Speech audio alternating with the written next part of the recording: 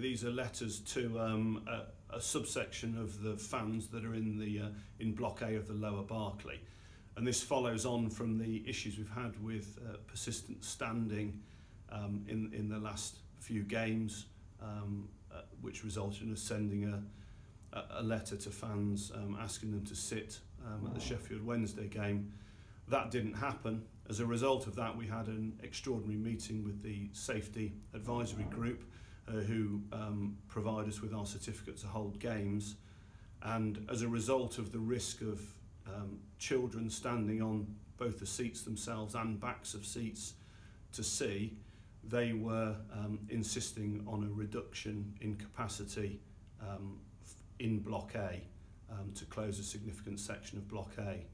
Now, we sat down with them and asked if there were other ways in which we could tackle this, and we reached a conclusion that if we relocated all the under-16s in that block, that affected area of that block, and there were therefore nobody standing on seats, then that would satisfy the Safety Advisory Group, the SAG, in terms of the safety risks for the club.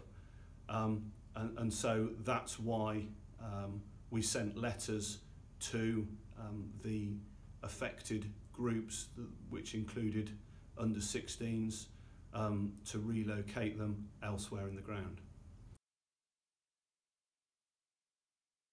Well, they'll be given a choice of where to sit. The south stand is an obvious choice, and it's worth saying, actually, I recognise that this is not an ideal solution. I would determine it as the least bad solution to this issue, but fans will be offered what are theoretically better seats. I appreciate that fans who have been in one area of the ground for a period of time won't necessarily see it like that, and I totally understand that, but they will be offered seats in other areas of the ground. As I said, the south stand looking like a likely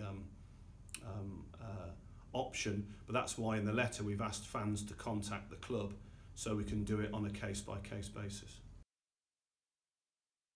Well, Block A is slightly different to certainly D&E, where there has been standing for a period of time.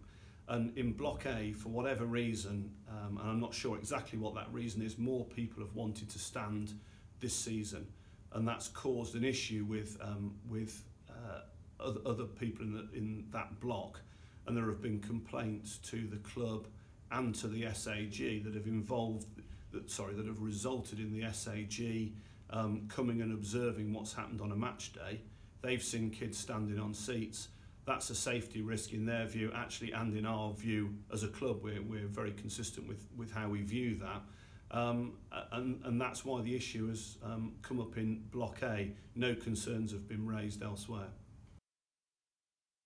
I'm certainly keen. So safe standing is starting to gather momentum. As people are aware, Celtic, different rules apply in Scotland, but Celtic have already got safe standing. Shrewsbury are on the road to safe standing. Now, they're a League One club where standing is allowed, and other clubs such as West Brom are exploring the options for safe standing.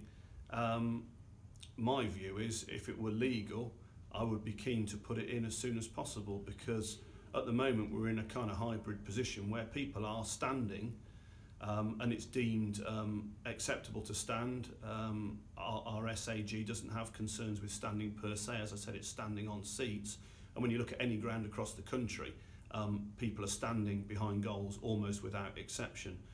But it would feel better to stand in an area that was specifically designated for standing.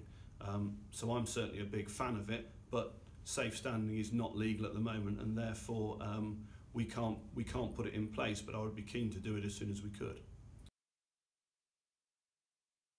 We're keeping a close eye on what other clubs are doing, and we're getting advice from those clubs, and I'm certainly keen to start lobbying the relevant people in Norwich and Norfolk to look at how we can do this.